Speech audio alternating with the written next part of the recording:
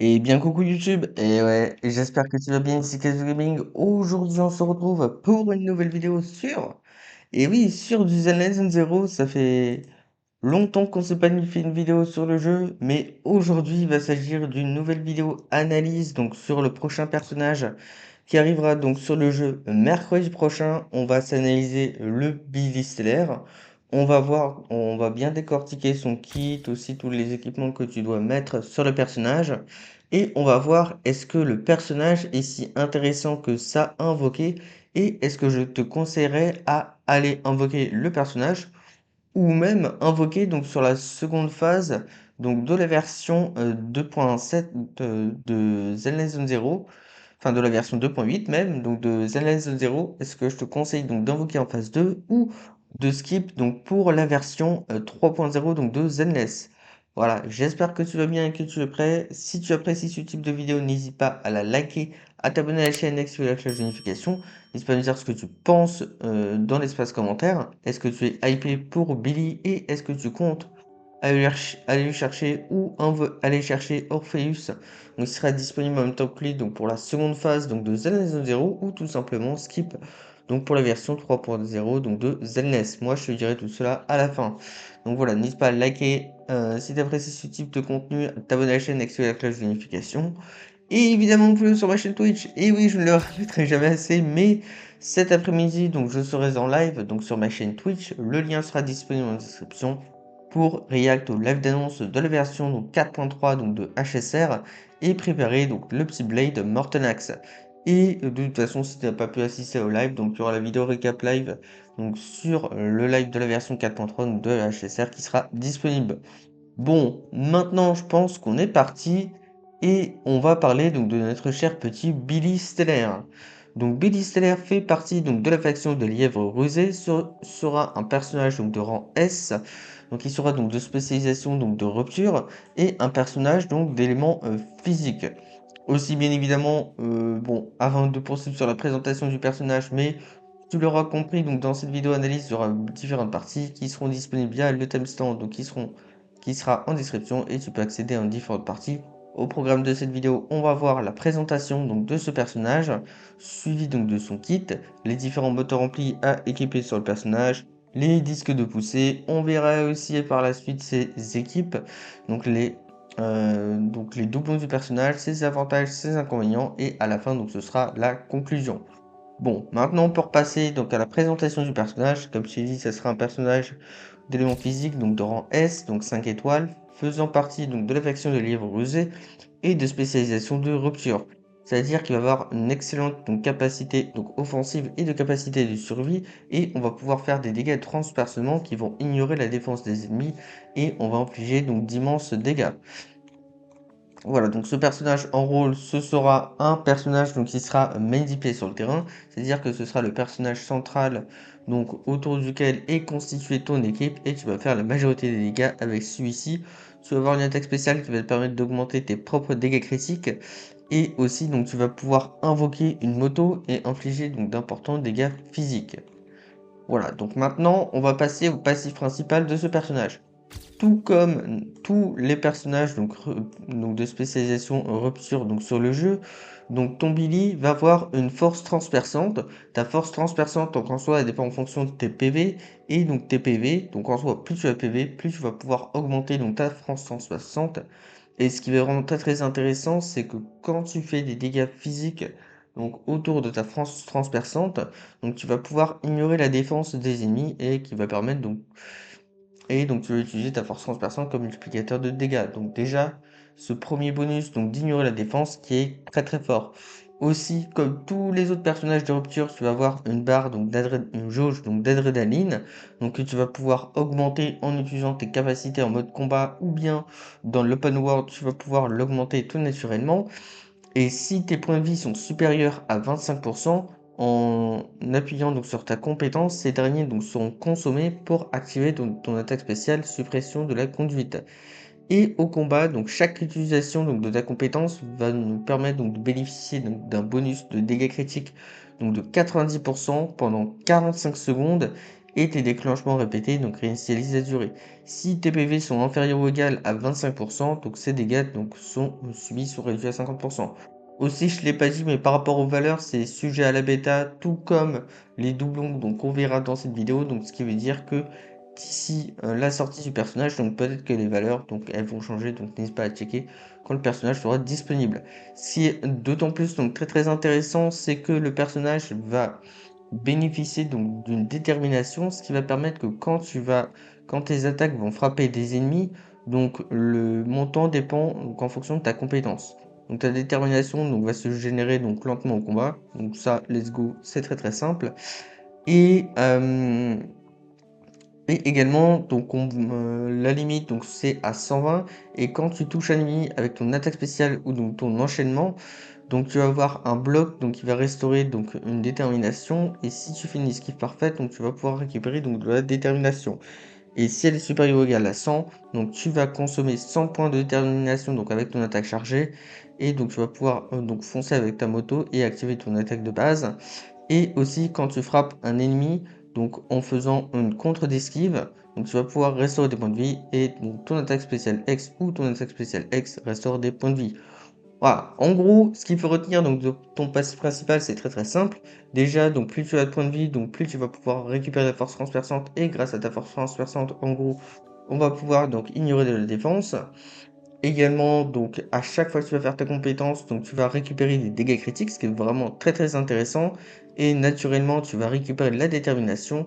Quand ta détermination est au niveau au-dessus donc de 100, tu fais ton attaque chargée. Et donc voilà, donc tu tapes donc les ennemis et aussi donc tes capacités donc vont te permettre de récupérer des points de vie. Donc c'est vraiment très intéressant. Donc en le passif principal, il y a comme d'habitude, il y a beaucoup de pavés, mais pour pas grand-chose. Donc let's go. Ensuite, donc ce n'est pas fini puisqu'on va voir le passif principal donc du personnage. Donc qui va permettre que quand tu as un autre personnage donc de spécialisation, de confusion, de défense ou de soutien dans ton équipe, quand tu touches ennemi en utilisant ton attaque spéciale X, donc le quatrième coup donc, de ton attaque normale, tu vas pouvoir récupérer un cumul d'état stellaire, donc d'éclat stellaire pendant un certain temps.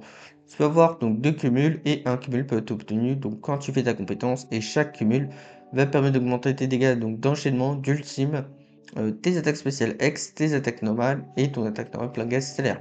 Aussi là, ce qu'il faut comprendre, ce qui est très intéressant pour ta capacité supplémentaire, c'est que en soi, elle permet d'orienter donc dans ta construction d'équipe. C'est que dans ta construction d'équipe, tu veux utiliser des personnages donc autour, donc qui sont des personnages confusion, soutien ou bien défensif, ce qui est très intéressant. Ensuite, donc là c'est tout. Ensuite, donc je vais t'expliquer donc la détermination. Bon, ouais, non, donc ça j'ai déjà expliqué. Ok.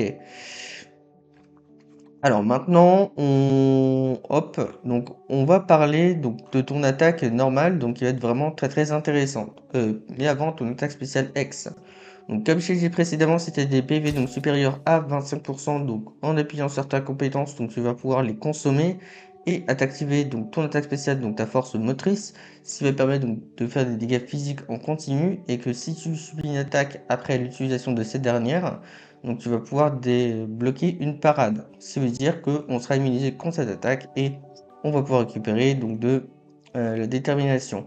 On a une autre attaque spéciale X en Y, ce qui va permettre que quand tu vas déclencher une parade après un certain temps, on va enchaîner directement avec ton attaque spéciale X donc en Y, ce qui va permettre que tu vas soulever tes motos pour frapper les ennemis et infliger des dégâts physiques et récupérer un petit peu de détermination.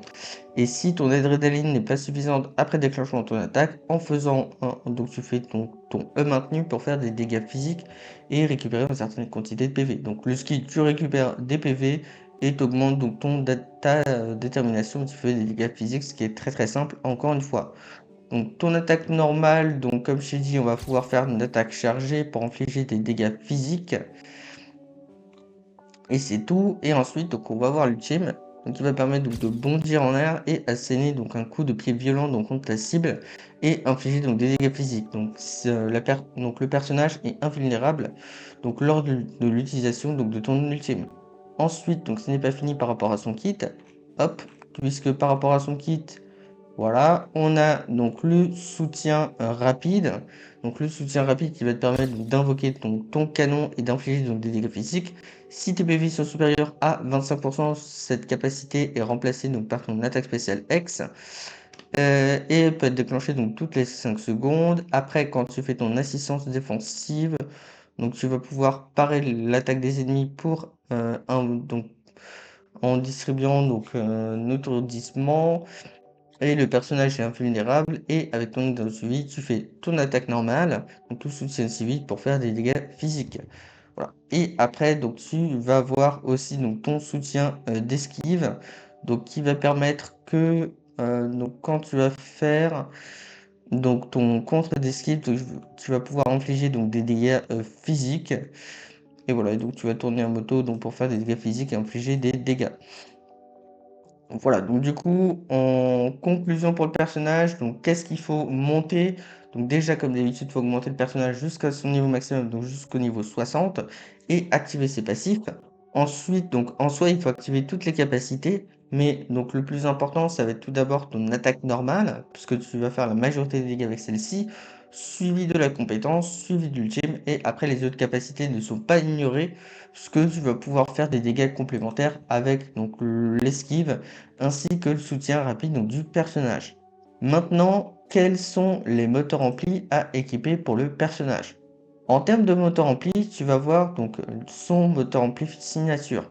Parce que son moteur ampli signature, déjà, on va avoir un bonus donc, de 20% de taux critique.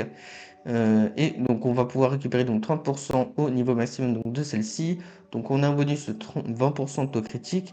Et quand tu lances une attaque spéciale X, donc les dégâts de la force transperçante physique seront augmentés donc, de 10%. Tu as un qui vaut jusqu'à 2 fois une durée donc, de jusqu'à 30 secondes. Donc on a 20% de dégâts physiques en plus. En gros, ça c'est très très bien. On a 20% TC, on a aussi 20% de dégâts physiques. Cette arme est la meilleure option tout naturellement pour le personnage. Mais, enfin, sur le papier c'est la meilleure option. Mais aussi si tu ne l'as pas, tu as évidemment d'autres alternatives évidemment.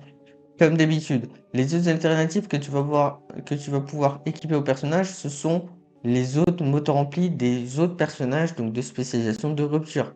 Notamment donc celle de Yishuan, où ce qui est intéressant pour tous les autres personnages, c'est que grâce à cela, donc tu vas pouvoir récupérer donc, du PV pour le personnage, ce qui va nous permettre de faire beaucoup plus de dégâts, tu vas avoir une meilleure consommation de PV. Donc ça, ce qui est vraiment très très intéressant. Après, si tu n'as aucune arme, donc 5 étoiles de personnage temporaire, c'est pas tellement dérangeant puisque tu as éventuellement des alternatives donc free to play. Donc notamment le chaudron donc de la clarté qu'on avait eu avec un événement donc en version 2.6 ou 2.5. Donc je peux peut-être me tromper, mais quand il y avait arrivé donc, de chouchou donc sur Zenless. Donc on a le chaudron de la clarté. Encore une fois, on peut récupérer donc des PV. Les récupérations de PV, c'est un petit peu inférieur. Cette fois-ci, c'est 25%. Mais ce qui est intéressant, c'est que chaque fois que tu fais ton attaque spéciale X, donc déjà tu vas avoir un bonus de dégâts, donc de 4%, donc jusqu'à 3 cumuls. Et on peut avoir donc cette durée est de 20. Donc déjà, on a une augmentation de dégâts avec ton attaque spéciale X. Et donc de plus, tu vas avoir un bonus donc, de taux critique pour le personnage, ce qui est vraiment très très intéressant. Tu as éventuellement donc l'arme signature donc, de Manato pour récupérer donc jusqu'à 25% donc, de PV, ce qui est très très intéressant. Aussi une autre arme donc free to play que donc 4 étoiles, donc la sphère de puzzle pour avoir donc jusqu'à 25% de PV et aussi donc on va avoir un bonus de dégâts critiques du personnage donc de 16% donc pendant 12 secondes. Et si tes PV donc, sont inférieurs à 50%, on va pouvoir donc les dégâts de ton attaque spéciale X seront augmentés de 20%. On aura également donc une arme que tu pouvais avoir donc, via le Battle Pass, donc qui va te permettre de récupérer encore une fois jusqu'à 25% de PV. Et quand tu fais un enchaînement ou un ultime, on a un cumul. Et chaque cumul donc, va te permettre donc, d'augmenter donc, ta force transperçante donc, de 80 points, ce qui est vraiment très très intéressant. Donc voilà. Donc ce qui est vraiment plutôt intéressant pour le personnage, c'est que effectivement sur le papier, elle a l'air d'être meilleure son arme signature, mais on a deux alternatives et un très très bel avantage, c'est que c'est pas trop grave si tu n'as pas l'arme signature donc, du personnage. Maintenant, quels sont les disques de poussée qu'on va pouvoir équiper pour le personnage? Bon. Les disques de poussée donc, sont assez classiques, puisque le meilleur set, ça va être le 4 pièces contre de Yunshui, puisqu'en 2 pièces, on va avoir en bonus donc 2 PV donc de 10%, et en 4 pièces, c'est que quand tu fais une attaque spéciale X, un enchaînement ou un ultime, on va avoir encore une fois un bonus d'autocritique donc de 4%, c'est cumulable donc jusqu'à 3 fois, donc on va avoir 12% d'autocritique grâce à l'effet du 4 pièces, et donc cette fois-ci, donc il va durer donc pendant 15 secondes. Donc les déclenchements répétés vont pouvoir réinitialiser la durée avec 3 piles, donc avec 3 cumuls de cet effet, et donc les dégâts donc, de la force transperçante donc, vont pouvoir augmenter donc, de 10%, donc ça va être vraiment très intéressant avec ce set là.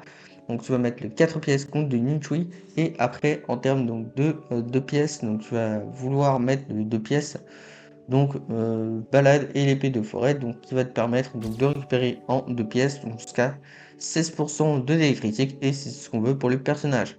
Maintenant en termes de main stat, bon, encore une fois c'est du classique, hein. En disque 6, donc tu vas avoir donc, du PV pourcentage pour avoir maximum de PV et faire un maximum de dégâts sur ton Billy stellaire. En termes donc de disque 4, donc le disque 4, donc ça va être en soi soit une augmentation de dégâts feu, soit PV% ou soit de l'attaque pour cent. Non, une augmentation de dégâts physiques, plutôt, pardon. Donc augmentation de dégâts physiques, donc attaque pour cent ou enfin PV% ou attaque pour cent. Et en termes donc de disque 4, donc ça sera des statistiques critiques, soit du taux critique ou soit du dégât critique pour le personnage, donc ça va être vraiment très intéressant, et gérer c'est en fonction de ton arme pour essayer d'équilibrer les stats. En termes donc de substats, encore une fois, c'est du classico. On va mettre donc des statistiques critiques, donc taux critique ou du dégât critique, suivi donc du PV pourcentage, et ouais, donc taux critique, dégât critique et PV pourcentage pour le personnage. Voilà, faut avoir un maximum de ces statistiques-là, comme ça tu vas avoir donc ton petit Billy qui va être bien monté. Maintenant, quelles sont les différentes compositions d'équipe donc pour le personnage? Donc le personnage, donc comme on a vu avec sa capacité supplémentaire, il va vouloir être équipé autour donc de personnages confusion, défensif et soutien. Déjà, ce qui est plutôt intéressant, c'est qu'en première partie, on avait donc Lucia. Lucia qui est le meilleur personnage donc soutien pour le personnage. Pourquoi? Puisque grâce à elle, on va pouvoir récupérer donc pas mal de PV, et aussi donc on va pouvoir récupérer pas mal des dégâts critiques. Donc Lucia, c'est le meilleur support pour les personnages, donc soutien, donc rupture. C'est vraiment très intéressant. Et après, si tu ne l'as pas, on a aussi une autre option donc qui peut être peut-être viable, donc Lucie pour buffer l'attaque, ou sinon tu fais en fonction de ce que tu as si tu n'as pas Lucia. Mais Lucia en termes de personnage soutien reste la meilleure option. Ensuite, en termes de personnages confusion, donc tu peux jouer autour donc, de Pan Yinhu, ce qui va être plutôt intéressant. Ensuite, en termes donc, de confusion, on a beaucoup de personnages confusion. On va avoir donc Jialin qui est le meilleur personnage de confusion. Pourquoi? Puisqu'avec Jialin, on va pouvoir accéder donc, assez rapidement à ton ultime, donc c'est vraiment très intéressant. Et après, en termes d'autres personnages donc de confusion, tu as éventuellement donc Gâchette, puisque grâce à ça, on va pouvoir accumuler assez rapidement donc de la confusion donc sur l'ennemi, et aussi donc on va pouvoir faire des dégâts en office, ce qui est très bien. Et aussi, comme les deux personnages ne peuvent pas tellement de temps terrain, donc ça va être très intéressant. Ensuite, donc, à part donc Jelly et à part de Gâchette, bon, en soi, c'est un petit peu pareil. Tu fais Pulchra qui peut faire un petit peu pareil. Mais donc, tu fais en fonction de ce que tu as sur tes personnages donc, de confusion sur ton compte. Tu peux éventuellement avoir Silver Ambi, mais avoir l'ambi classique. Mais je te conseille pas trop. Mais je pense que le mieux, ce serait encore une fois Pulchra, puisque tu fais des dégâts encore une fois en 9 lignes grâce à celle-ci. Et si tu as tous ces doublons, elle peut aller sur n'importe quel team. Donc voilà, c'est vraiment très intéressant. Maintenant, on va voir donc quels sont les doublons pour le personnage. Alors, donc en termes de doublons, hop. Donc en termes de doublons de notre petit Billy. Bien évidemment aussi, donc par rapport aux doublons, donc ces doublons ne sont pas nécessaires pour le personnage, très fort en double 0, et aussi par rapport aux effets que je vais te dire. Ces effets que je vais te dire en soi, c'est par rapport à des fichiers la bêta, ce qui signifie que quand tu l'auras in-game, il peut y avoir donc quelques changements donc par rapport aux effets.